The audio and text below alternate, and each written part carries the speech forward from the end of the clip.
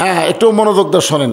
তাহলে কি বুঝতেছেন? মেহরাব বরাবর সামনে কাতারে রাখাল 2 রাকাত ফজরের সুন্নত পড়ছে।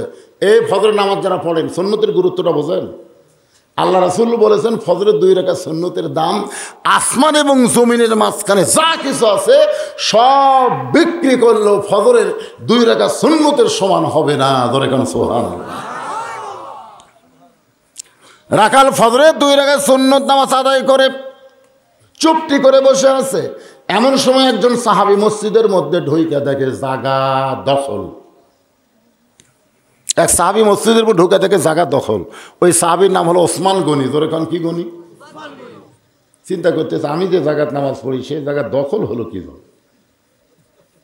আপনারা বলবেন তো মসজিদে কারো নিজস্ব জায়গা আছে, কিন্তু ওসমান গনি কথা বলার পিছনে কারণ কি জানেন? আল্লাহ রাসূল বলেছেন আমি যখন ইমামতি করব, আমি বরাবর যিনি পিছনে নামাজ পড়বে তার নাম হলো আবু বকর। আবু বকর যখন ইমাম হবে, আবু বকর বরাবর পিছনে যে নামাজ পড়বে তার নাম হলো ওমর। ওমর যখন ইমাম হবে, ওমর বরাবর পিছনে যে নামাজ পড়বে তার নাম হলো ওসমান। ওসমান যখন ইমাম হবে, ওসমান বরাবর পিছনে যিনি দাঁড়াবে তার নাম হলো আলী। আমার আলী যখন ইমাম হবে, আলী বরাবর পিছনে। আলী বরাবর পিছনে বলার পরে রাসূল কারো নাম বলেন না। সাহাবেরা বলে রাসূল আল্লাহ, হযরত আলী যখন ইমামতি করবে আলী বরাবর পিছনে কে দাঁড়াবে? রাসূল বললেন মা ইয়ান্তিকু আনিল হাওয়া ইন হুয়া ইল্লা ওয়াহয়ুন ইউহা। আমি নবী বলতে পারবো না যতক্ষণ আল্লাহ তাআলা আমাকে না বলায়। এই কথার দ্বারা রাসূল বুঝাইলেন আলী পর্যন্তই হলো খোলাফায়ে রাশেদা। জোরে কর না সুবহানাল্লাহ। তাহলে ওমর ফারুক যখন ইমামতি করবে, ওমর বরাবর কে দাঁড়াবে? জোরে কর কে দাঁড়াবে? কিন্তু আয়েশা দেখে জায়গা দখল। ওসমান গনি তাকায় দেখে রাখালের পাশে একটু ফাঁকা জায়গা আছে। ওই ফাঁকা জায়গার মধ্যে ওসমান গনি 2 রাকাত সুন্নত নামাজ আদায় করেছে। 2 রাকাত সুন্নত নামাজ আদায় করার পরে 3 বার রাখালের দিকে তাকাইছে। জোরে কন কয়বার? খুব খেয়াল করেন, 3 বার।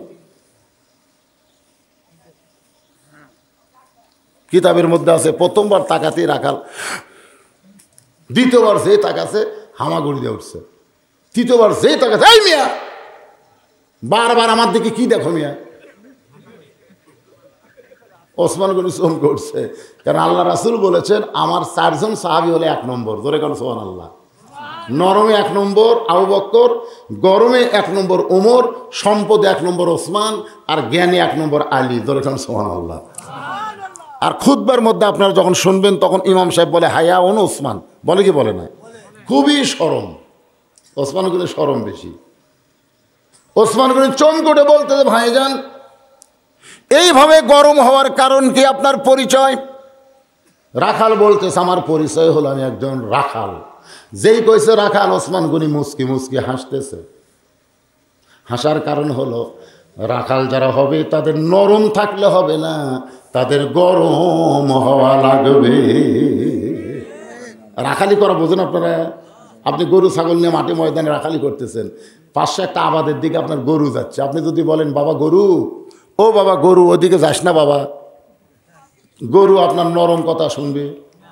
আর যদি বলে এই গরু, তাহলে আর 1 ধাপ সামনে যা, গরু কিন্তু মানুষের চাইতে ভালো শোনে। ওই কাল্লা ঘুরে দেখে লাঠি ধরাচ্ছে, তখন গরু আবার ঘাসের দিকে চলে আসবে। আল্লাহ রাসূল বলেছেন প্রত্যেকটা অভিভাবককে আল্লাহ রাখালের দায়িত্ব দিয়ে দুনিয়াতে প্রেরণ করেছে। জোরে কোন সুবহানাল্লাহ। হয়তো আপনারা বলবেন হুজুর, হুজুর আমার তো গরু ছাগল নাই, আমি কিসে রাখালি করব? আপনি চোখ বন্ধ করে দেখেন আছে, দেখেন আছে। আপনার বাড়িতে 45 বছর একটা গাভী আছে, 45 বছর একটা কি আছে? গাভী আছে। আপনার বাড়িতে 22 বছর একটা আইডিয়া আছে। চোখ বন্ধ করে দেখেন 17 বছরের একটা বকনা আছে। গাভী হচ্ছে আপনার বউ, আইডিয়া হচ্ছে আপনার বেটা, আর বকনা হচ্ছে আপনার মেয়ে। এই 3 জনের উপরে রাখালি করার দায়িত্ব আপনার আছে না নাই? যখন আছে না নাই? তাহলে 3 জনের উপরে যদি রাখালি করবার চাই, রাখালি কেমনে করবেন? এই রাখালি কেমনে করবেন? আপনার ছেলেটা এমন একটা ফুল প্যান্ট পরছে, এমন একটা ফুল প্যান্ট পরে ঘুরে বেড়ায়, ওটা কোনোদিন বসে পেশাব করা যায়? আপনি জানেন এইরকম ফুল প্যান্ট পরলে বসে পেশাব করা যায় না, সেই ফুল প্যান্ট পরে আপনার ছেলে সকালে বের হয়ে গেছে, সন্ধ্যার সময় যখন বাড়িতে আসলো, আপনার রাখালি করার নিয়ম কি এরকম? আরে বাজান, তুই যে সকালবেলা বাড়ি থেকে গেলি, সন্ধ্যার সময় বাড়িতে আসলি, তুই কি একবারও পেশাব করিসনি? তোমার ছেলে তো বলবে আব্বু পেশাব করছি। তো কেমনে করলি আমাকে একটু দেখাতো, এটা রাখালি, তুই কেমনে করলি? আব্বা এটা করে তো বসা যায় না, এটা খাড়া হয়ে মারা লাগে। বাপ বলতেছে খাড়া হয়ে পেশাব করলে পেশাব জীবনেও নিংড়ে না, পেশাব জীবনে কি হয় না, নিংড়ে না। নিংড়া বোঝেন না, সব পেশাব শেষ হয় না। তো তোর পেশাব থাকতে থাকতেই তুই যে সেল লাগালু, তারপরে টপ টপ করে পেশাব দেওয়া, তোর যে আন্ডার ওয়েল ভিজে গেল।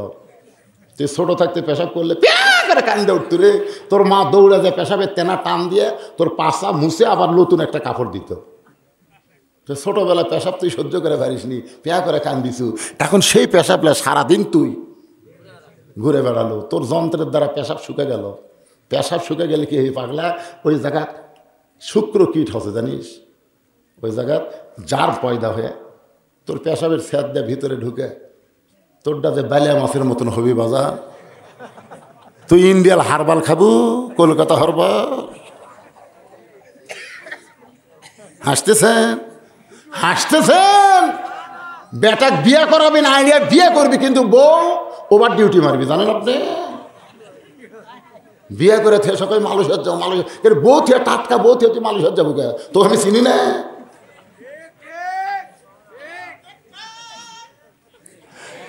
আপনি বাবা হিসাবে আপনার মেয়ের দিকে খেয়াল করার দরকার আছে না নাই? দরকার আছে না নাই? 17 বছরের মেয়েটা আপনার কি করতেছে আপনি একটু খেয়াল করেন। বাবা হিসাবে রাখালের দায়িত্ব পালন করেন। আল্লাহ নবী ঘরের মধ্যে ঢুকে দেখে 9 বছরের ফাতেমা হাতের মধ্যে চুরি দিয়ে মুচকি মুচকি হাসতেছে। 9 বছরের ফাতেমা হাতের মধ্যে চুরি দিয়ে মুচকি মুচকি হাসতেছে। সঙ্গে সঙ্গে নবী আর ঘরের মধ্যে ঢুকলেন না, নবী বারান্দাত গিয়ে কান্না শুরু করলেন। ফাতেমা চমকে গেল, যে বাবা ঘরের মধ্যে ঢুকে আমাকে মা মা বলে আদর করে, সে বাবা কেন ঘরের মধ্যে ঢুকলো না?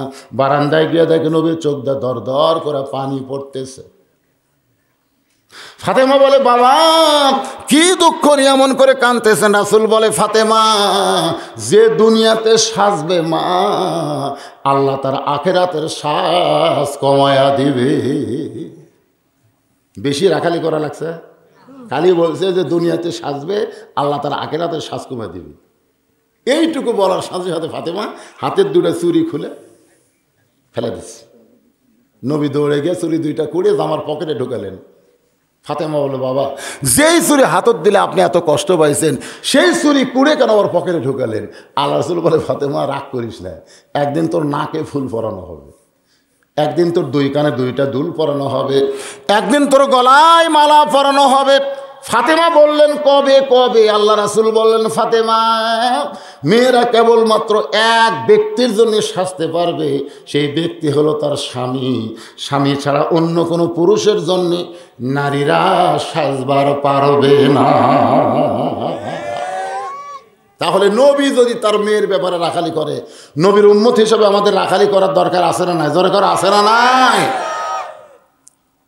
ওসমান গনি বলে, ভাইজান কোনোদিন আপনাকে সামনে কাতারে দেখে নাই, আজকে প্রথম দেখতেছি। রাখাল বলতেছে, আমি বারান্দাত নামাজ পড়ি, বারান্দাত, আজকে সামনে কাতারে আসছি খালি দেখার জন্য। ওসমান গনি বলতেছেন, দেখার জন্য আইছেন, দেখবার পাবেন? রাখালকে কি পাগল, দেখবার পাবেন না, দেখার জন্যই চাইছি। ওসমান গনি বলে, আমি কয়েক বছর হলে সামনে কাতারে নামাজ পড়তেছি দেখার জন্যে, আজ পর্যন্ত আমার দেখা ভাগ্য হয়নি। রাখাল বলতে, তোমার চোখের সমস্যা আছে, তুমি কয়েক বছর হলে সামনে কাতারে নামাজ পড়ো, আজ পর্যন্ত দেখার ভাগ্য হয়নি। ওসমান গনি যাকে দেখতে আসে তিনি হলেন আমার আল্লাহ, ধরে কোন সুবহানাল্লাহ। আর রাখাল দেখতে আইছে আল্লাহওয়ালা উমরকে, দুইজনের দেখা কি একরকম? ওসমান গনি বলতে যে, ভাইজান কয়েক বছর সামনে কাতারে নামাজ পড়ি, এখন পর্যন্ত আমার দেখা ভাগ্য হলো না। রাখাল বলতেছে, তাহলে তুমি আমার হাত ধরো, তুমি আমার হাত ধরো, কয়েক বছর ধরে তুমি এই বিপদে আছো, তুমি আমার হাত ধরো, আমি নিজেও দেখবো এবং তোমাকে দেখে দেবো রে। সঙ্গে সঙ্গে ওসমান গনির সামনে আল্লাহর কোরআন এসে বলতেছে, ইয়া আইয়ুহাল্লাযীনা আমানুত্তাকুল্লাহা ওয়া কুনু মা'আস সাদিকিন। ওসমান গনিকে আল্লাহর কোরআন বলতেছে, ওসমান আল্লাহর ভয় যদি কলিজার মধ্যে রাখবার চাও তাহলে একজন সাদিকিন বান্দার তোমরা সাথী হও। সুবহানাল্লাহ কবেন না? ওসমান গনি বলতেছে, আল্লাহ আমার যোগ্যতা দিয়ে আজ পর্যন্ত তোমাকে দেখবার পাইনি আল্লাহ, কিন্তু আজকে এমন একজন বান্দা পাচ্ছি সে নিজেও দেখবে আমাকেও দেখাবে। একেবারে হাত ধরে বসে আছে। সুবহানাল্লাহ কোন বারবার ওসমান গনি বলতেছে, আল্লাহ নিজের যোগ্যতায় হয়নি, আজকে এমন একজন আল্লাহওয়ালা পাইছি সে নিজেও দেখবে আমাকেও দেখায় দেবে। এ নিয়তে ওসমান গনি রাখালের হাতটা ধরে বসে আছে।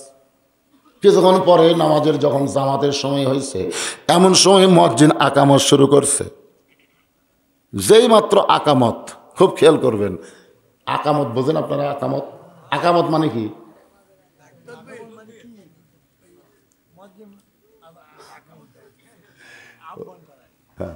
আজান মানে আহ্বান, আকামত মানে আরেকটা। আকামতের মধ্যে দুটা শব্দ, একই শব্দ দুইবার বেশি বলা হয় আজানের চাইতে। কাদ কামাতিস সালাহ, কাদ কামাতিস সালাহ। নামাজ খাড়া হয়ে গেছে, নামাজ দাঁড়িয়ে গেছে।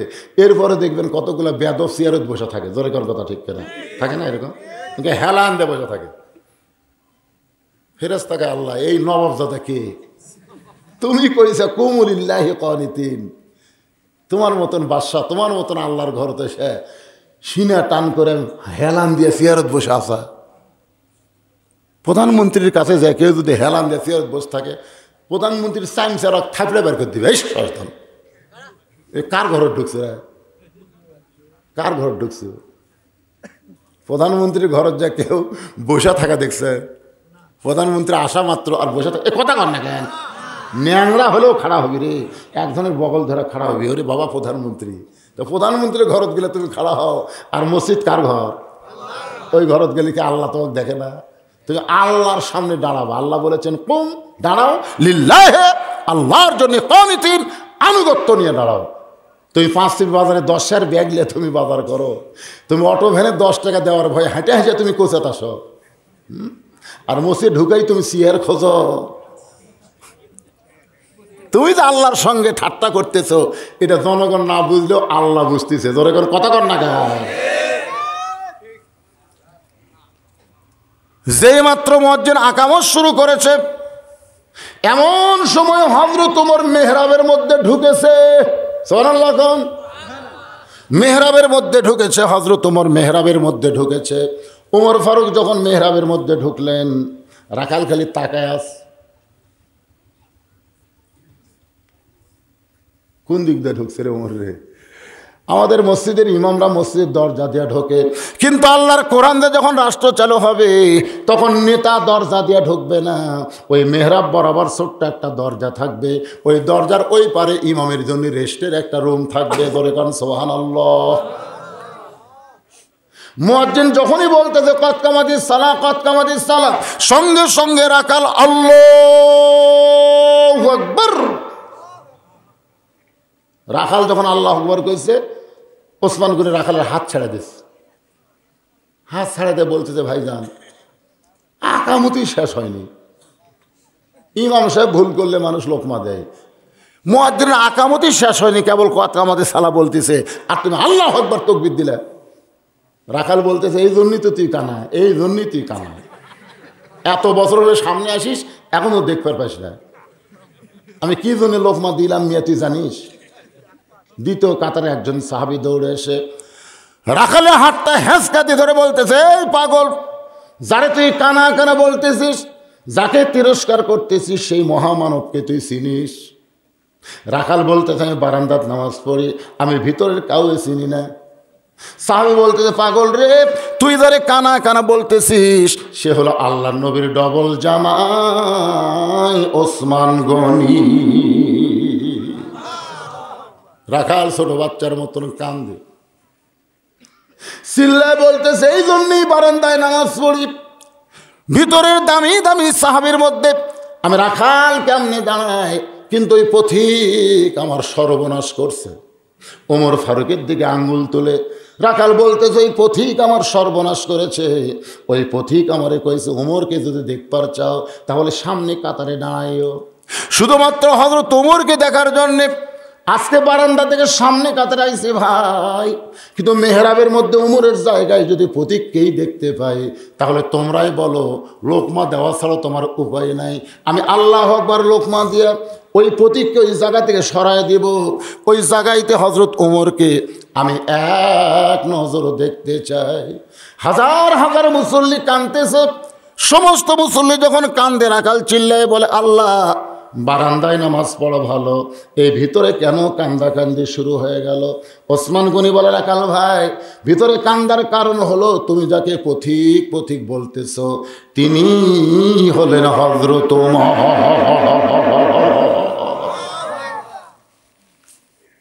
গাছের গোড়া কাটলে গাছটা যেমন ঠাস করে পড়ে যায়, রাখাল তেমনি মেহরাবের মধ্যে পড়ে কাটা মুরগির মতন ছটফট করে।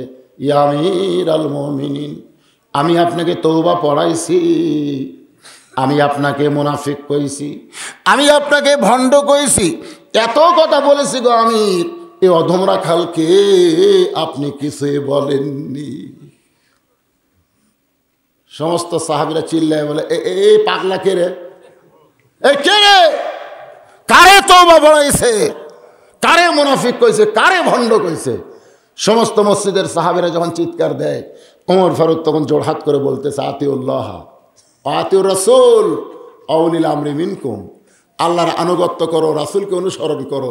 আমি যদি তোমাদের আমির হই তোমরা কি আমাকে মানো? সাহাবীরা বলে 100 বার মানি বলি, আপনি ইমাম আমরা মুসল্লি। তাহলে যে লোকটা আমাকে তওবা পড়াইছে, যে লোকটা আমাকে মুনাফিক কইছে, ভণ্ড কইছে, এর বিচার হবে, অবশ্যই বিচার হবে। আর এই বিচার বাংলার আইন দিয়ে হবে না, এই বিচার হবে আল্লাহর কোরআন দিয়া। জোরে কর সুবহানাল্লাহ। আমি আর বিচার করব? আমাক তওবা পড়াছে, আমাক মুনাফিক কইছে, আমাক ভণ্ড কইছে, বিচার ছাড়াই মসজিদ থেকে বাড়াবি? এই বিচার তোমরা কোরআন দিয়ে কারা কারা দেখতে চাও? সমস্ত সাহাবীরা 2 হাত তুলে বলতেছে আমির আল মুমিনিন আমরা দেখবার চাই। তো তোমরা দেখবা কি নামাজের আগে না নামাজের পরে? সাহাবীরা বলতেছে আকামত যখন হয়ে গেছে আগে নামাজ, নামাজের আগে কোনো কাজ করা যাবে না, আগে নামাজ তারপরে কাজ। জোরে কোন কথা ঠিক কিনা? একটা গান আমরা ছোট্ট বাচ্চার মুখে শুনিনি, কাজকে বলো কি আছে? নামাজ আছে। দোতলা মসজিদ করবি, কেবা দোতলা কে? এত মুসল্লি হুজুর আর জায়গা হচ্ছে না, এতই মুসল্লি জায়গা হচ্ছে না। তো ফজরের খবর কি? এক কাতারে হয় না। জোহরের খবর কি? কাজ কামের দিন মানুষ আসে না হুজুর। আসরের খবর কি? সব 5 ফিট হাটত গেছে। মাগরিবের খবর কি? কোনো মতে এক কাতার। এসার খবর কি? ফজর এসাও তাই। তাহলে দোতলা করবে কেন? ওই যে হুজুর জুম্মার দিন সবার শেষে আসা আগে যাই, ওই শালাকের জন্য দোতলা করা লাগতেছে। ওই শালা কিন্তু আমাদের এলাকাত খারাপ কথা না। আমার বাপের তো কোনো মেয়ে নাই, 4টা আমরা ভাই। আমি দেখছি অনেক শালা যখন দুলা ভাইয়ের কাছ থেকে 100 টাকা 200 টাকা নেয়, তখন আমি কইতাম আল্লাহ আমার যদি একটা দুলা ভাই থাকতো, আমি শালা হয়ে টাকা খসাতাম। শালা হওয়ার মধ্যে একটা মজাও আছে, যেরকম আছে না নাই? তাহলে জুমার দিনে সবার শেষে আসা আগে যায়, ওরা কিন্তু মুসল্লি না, ওরা হলো শালা। যেরকম ওরা কি কথা কর না? আপনাদের কচুয়া মসজিদে যারা শেষে আসে আগে যায় এরা কিন্তু মুসল্লি না, এরা হলো শালা। ধরে করে এরা কি কথা কর না? এরা হলো শালা। আমাদের বাংলাদেশের ভাষায় শালা, আর আল্লাহর ভাষায় হলো ফাওয়াইলুল লিল মুসাল্লিন। এরা মুসল্লি না। জুমার নামাজ যারা পড়ে এদেরকে আল্লাহ হাসরের ময়দানে একটু ঠাট্টা মশকরা করার জন্য বলবে, এই জুম্মা পাটি, রে জুম্মা পাটি, আমি আল্লাহ তোদের জান্নাত দিয়ে দিলাম, যা। তখন যারা খালি জুম্মা নামাজ পড়ে এরা জান্নাতে মারবি দৌড়, যা দেখবে জান্নাতের দরজার বিশাল একটা তালা।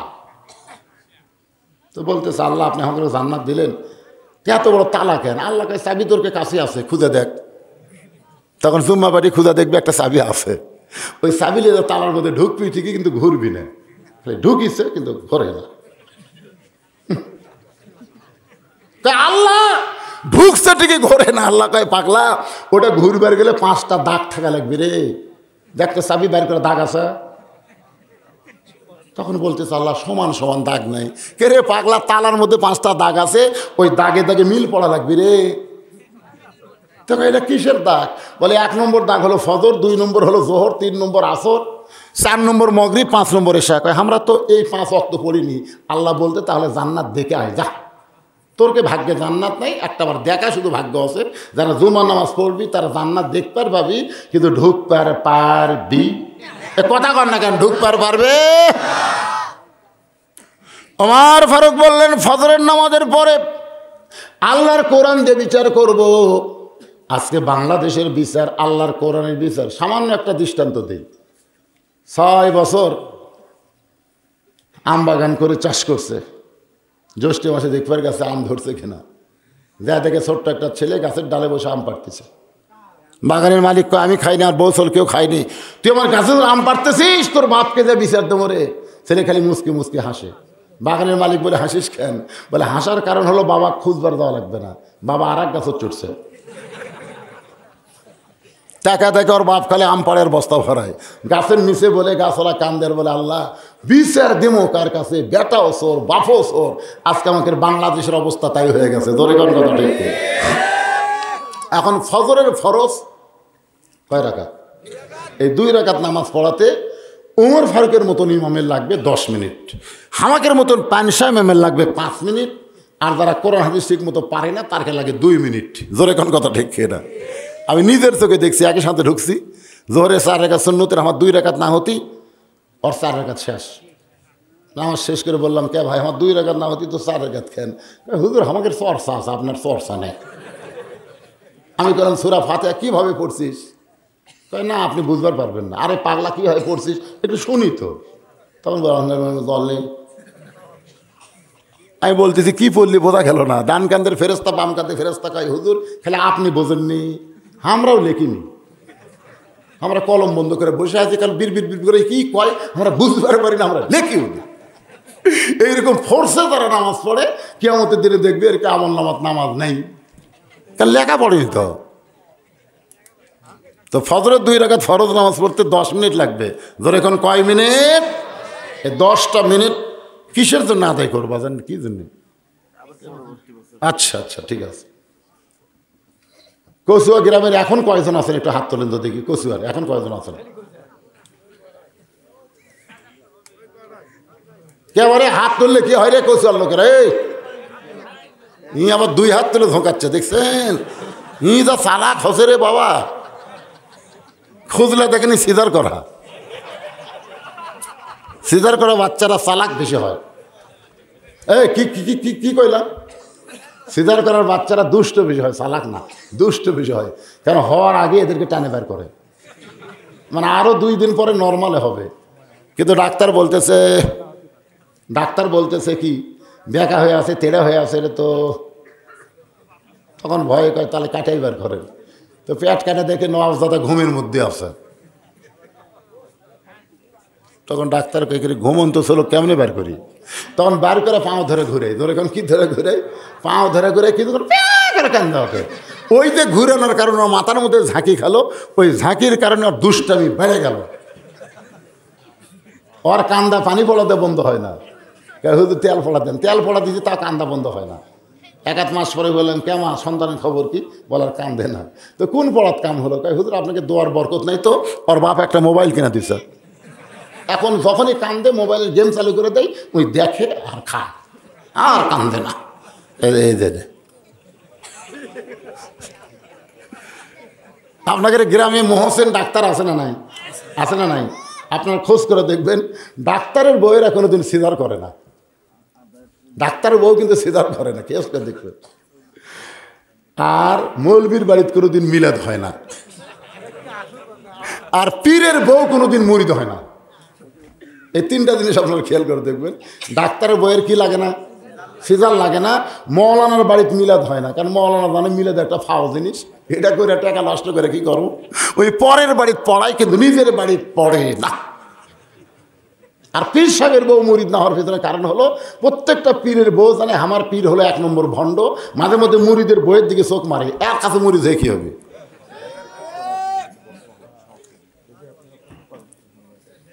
কি বলা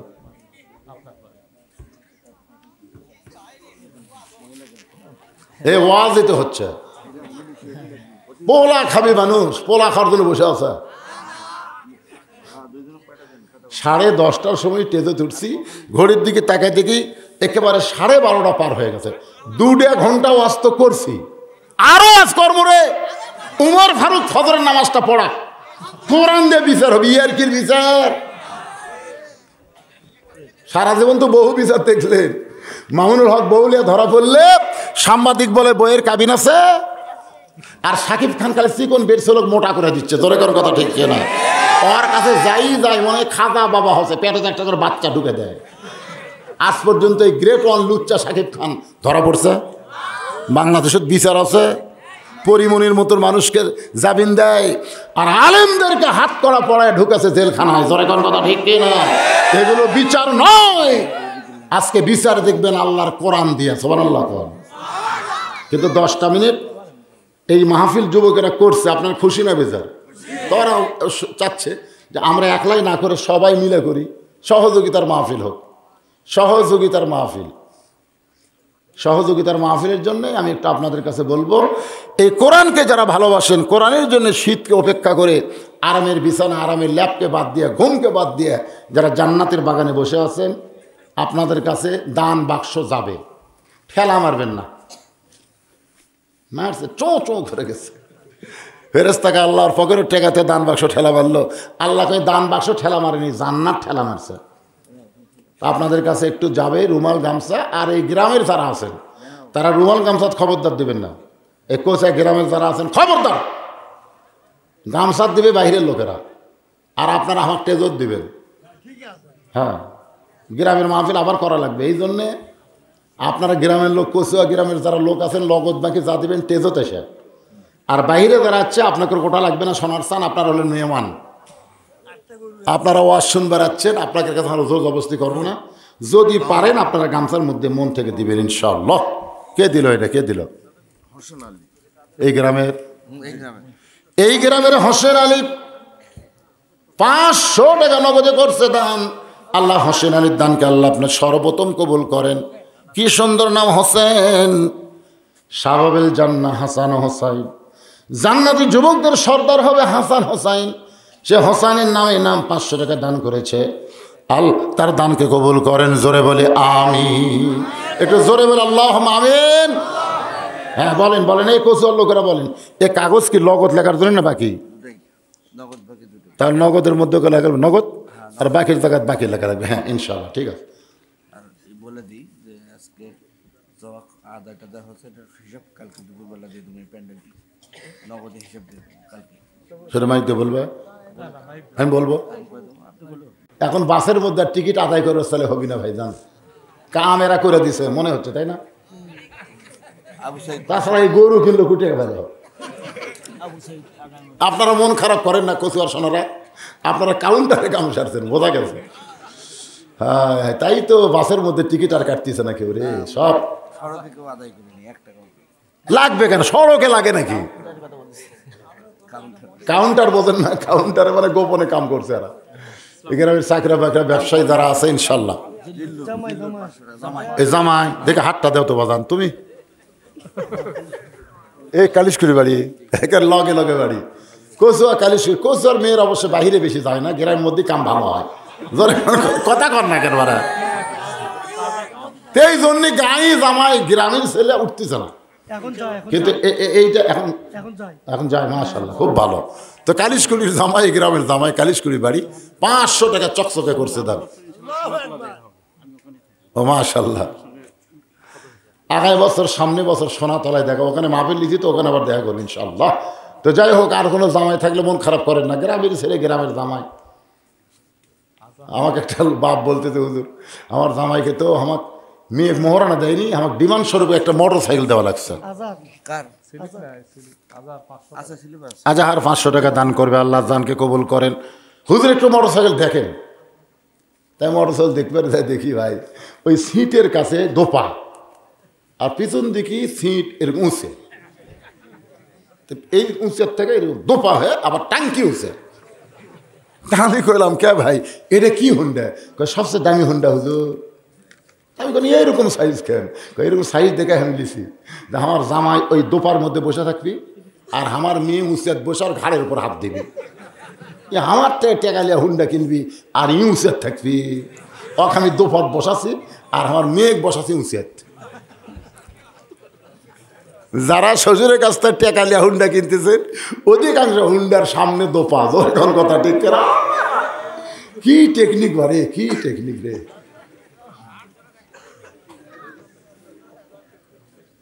আল্লাহর বান্দার একটু মনোযোগ দেন। ফজরের 2 রাকাত ফরজ নামাজ আর মাত্র 3 মিনিট পরে শেষ হয়ে যাবে। এই 3 মিনিটের মধ্যে যারা পারবেন আল্লাহর রাস্তায় দান করবেন। গামছা আদায় করে কুটি গেল গামছারে।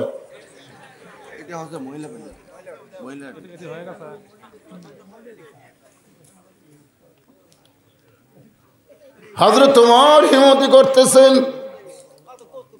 আল্লাহর বান্দার একটু মনোযোগ দিবেন। ফজরের নামাজ শেষ। ফজরের নামাজ কি শেষ? আপনারা অনেকে মনে করতেছেন হাসি। বাংলার মধ্যে একটাই বক্তা আমি আপনাকে দোয়াই, হাসির মধ্যে দিয়ে অধরা বাস দেয়। আপনারা বুঝা পারছেন? বর্তমানে চিল্লা চিল্লি করে ওয়াজ করলে ওই ধরা খাবে। আপনারা বলেন তো যারা হুন্ডালিতে শরীরতে বাস খায়নি, এখন বাস খায়নি। হ্যাঁ, এখন আসেন ফজরের নামাজ শেষ। ফজরের নামাজ শেষ। 2 ওয়াক্ত নামাজের সালাম ফিরে নবী সাহাবীর দিকে মুখ ঘুরাই। একটা হলো ফজর আর একটা হলো আসর। এই 2 ওয়াক্ত নামাজের পরে কোনো সুন্নত নফল নাই। আপনারা খেয়াল করে দেখেন তো, ফজরের নামাজের পরে সূর্য ওঠার আগে কোনো সুন্নত নফল আছে? আসরের নামাজের পরে সূর্য ডোবার আগে কোনো সুন্নত নফল আছে? এজন্যই নবী সাহাবীর দিকে মুখ ঘুরাই। ওমর ফারুক সাহাবীর দিকে মুখ ঘুরায় বসলেন না। খুব দ্রুত গতিতে সামনে রাখাল বসে আছে, ওই রাখালকে এক টানে তুললেন। সমস্ত সাহাবীরা তাকায় আছে। আল্লাহর কোরআন অনুযায়ী ওমর বিচার করবে। ওমর ফারুক কোরআন থেকে তেলাওয়াত করলেন, ইন্নাল্লাহা ইয়ামুরুকুম আন তুআদ্দুল আমানাতি ইলা আহলিহা ওয়া ইযা হাকামতুম বাইনান নাস আন তাহকুমু বিল আদল। বুকের মধ্যে চাইবা ধরে, ওই রাখালকে বুকের মধ্যে চাইবা ধরে কপালে একটা চুমা খায়। সমস্ত সাহাবীরা বলে, আমির আল মুমিনিন, যে রাখাল আমাকে আপনাকে তওবা পড়াইছে, যে রাখাল আপনাকে মুনাফিক কইছে, ভণ্ড কইছে, সেই রাখালকে বুকের মধ্যে নিয়ে আপনি কপালে চুমা দিলেন। ওমর কান্দের বলে, সাহাবীরা রে, রাখালের এত কথা হজম করার পেছনে একটাই মাত্র কারণ হলো আমি রাখালকে দেখি নাই। রাখালের ভিতরে তাবারাকাল্লাযী বিয়াদিহিল মুলক ওয়া হুয়া আলা কুল্লি শাইইন কদির, আমার আল্লাহ রাজত্ব পবিত্র কোরআনের আইন মানা দেখেছি। রাখাল যা কিছু করেছে নিজে করে নাই, আল্লাহর কোরআনের আমল করেছে। এতক্ষণ পর্যন্ত আমি ওমর রাখালকে দেখি নাই, রাখালের ভিতরে আমার আল্লাহর কোরআনকে আমি দেখতে পেয়েছি। আর শুধুমাত্র কোরআনকে দেখার জন্য ছদ্মবেশে আমি রাখালের এত কথা হজম করেছি। আজকে বাংলার জমিনে আমরা শুধু কোরআনের ওয়াজ শুনবো না বাস্তবে আল্লাহর কোরআনকে দেখার নিয়ত করব? দেখার নিয়ত যদি করেন তাহলে যেই পরিবেশ চলতেছে এই পরিবেশ রাখলে হবে না, আমাদেরকে পরিবেশ পাল্টাতে হবে। আর পরিবেশ পাল্টাবার গেলে এই বর্তমান যে কোরআনের ওয়াজ শুনলাম এই কোরআন অনুযায়ী আমাদেরকে চলার চেষ্টা করা লাগবে। ঠিক না? খালি বলা না, খালি বললে হবে না, চলা লাগবে। কোরআন মোতাবেক চলবার গেলে কি করা লাগবে? কচুয়া মাদ্রাসা খোলা লাগবে না বন্ধ করা লাগবে? মাদ্রাসা মনে হয় দুর্বল হয়ে গেছে। এ পর্যন্ত মাদ্রাসারই মাহফিল করছি, এবার দেখি মাদ্রাসা না গ্রামবাসীর উদ্যোগে মাহফিল। আলহামদুলিল্লাহ, যেটাই হোক, আপনার সকলে যুবকদেরাই বলবো, তোমরা আজকে কোরআনের মাহফিলের জন্য যেরকম কষ্ট করছো, মাদ্রাসাকে চালু রাখার জন্য এরকম কষ্ট করার দরকার আছে না নাই? দরকার আছে না নাই? এই কোরআনের বাতিটা যেন নিভে না যায়, এটা সম্মিলিতভাবে, কোনো হিংসা বিদ্বেষ না। মাদ্রাসার ব্যাপারে কোনো হিংসা বিদ্বেষ ক্ষোভ রাগ রাখা যাবে না, তাহলে আল্লাহর কোরআন অভিশাপ দেবে। সকলে মিলে যেরকম মাদ্রাসা আগে চলতো সেই রকম ভাবে যেন আবার মাদ্রাসা চালু হয়। এই কচুয়া গ্রাম বলবো, অন্য গ্রামের সহযোগিতা তোমাকে দরকার নেই। যে কটা চাকরি আছে খালি দাতা সদস্য হলেই মাদ্রাসা চলবে। চলবে না? কি কোন চলবে? কি চলবে? ইনশাল্লাহ চলবে। মাদ্রাসার জন্যই মাহফিল হবে, যুবকেরা সর্বাত্মক সহযোগিতা করবে। সাইড থেকে একজন বলতে ইচ্ছে সবের জন্য আদা, রসুন, পেঁয়াজ, মরিচ এগুলো আপনারা কোন গ্রাম থেকে চাচ্ছেন? বাইরের লোকের থেকে না গ্রামের লোকের থেকে? তো গ্রামের লোকের থেকে চাইলে আবার এই ওয়াজ চাওয়া লাগবে। না না, মিটিং করে আপনারা চাবেন, কারণ এখানে অনেক লোক আছে এখানে দিতে শরম পায়, ঘরত গেলে তাই ঠিকই দেয়, এরকম লোক আছে না নাই?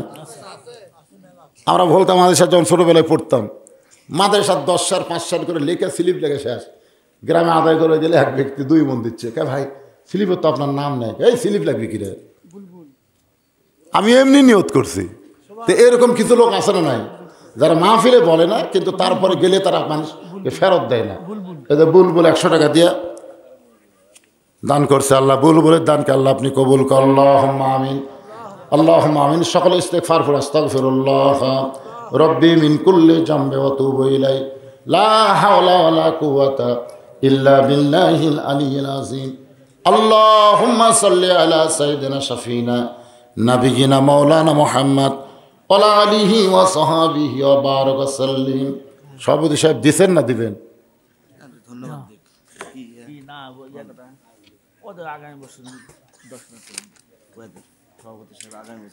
সভাপতি সাহেব আগামী বছরের মাহফিলের জন্য 10,000 টাকা দান করলো, আল্লাহ তার দান কবুল করুক, জোরে করে আমিন। এ বছরের জন্য আগেই দিছে তাই না?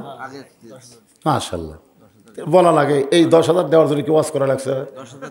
না না, ডেট এই বছর দিছে। কোন বক্তাতে ওয়াজ করছে? মুয়াজ্জিন, আমরা সকলে মুয়াজ্জিনের আজান শুনে নামাজ পড়ি, তোর এখন ঠিক কিনা? কিন্তু ফজরের আজান মুয়াজ্জিন যদি চেতন না পায় তাহলে কে দিবি? আপনারা কোনোদিন মুয়াজ্জিনকে বলছিলেন কে ভাই তোর আজান শুনে আমরা চেতন পাই, তোর চেতন কে করছে রে? এই জন্যে আল্লাহর মহব্বত যদি কলিজার থাকে ইনকা ঘেঙ্গা ঘেঙ্গা আদায় করা লাগে না, এমনি দিবি, জোরে কোন কথা ঠিক কিনা? দেবে না? অবশ্যই দিবি। সেলিম 500 টাকা দান করছে, আল্লাহ সেলিমের দানকে আল্লাহ আপনি কবুল করেন, সকলে বলে আমিন। সকলেই সর্বাত্মক যেমন সহযোগিতার যার যেরকম ক্যাপাসিটি সেই ক্যাপাসিটি অনুযায়ী মাহফিলে সহযোগিতা করবেন ইনশাআল্লাহ। গ্রাম থেকে বাহির থেকে যারা আসছে যে এক গামছা টাকা দিছে, 100 টাকা লোট 2-1টা দেখা যাচ্ছে, সব 10 টাকা 20 টাকা, আলহামদুলিল্লাহ যাইজা দিছে, আলহামদুলিল্লাহ। আমার মা বোনদের মধ্যে থেকেও দেওয়া হয়েছে, আল্লাহ সকলের দানকে কবুল করেন। জি, এই মাইক কোথায়? মাইক আচ্ছা। আসসালামু আলাইকুম। আমি আর কোনো কথা বলবো না, আমি শুধু একটা কথা বলতেছি যে এই অলরেডি এখন 18 তারিখ হয়ে গেছে, 12টার পরে এই আপনার আগামীকাল জহরের নামাজ পরে এই প্যান্ডেলের মাঠে আমাদের এই বছরের যে এই সেলস ওয়াক সেটা উপলক্ষে যে আদায় হয়েছে, যত টাকা আয় হয়েছে আমরা এই আগামীকালকে জহরের নামাজ পরে এই মাঠেই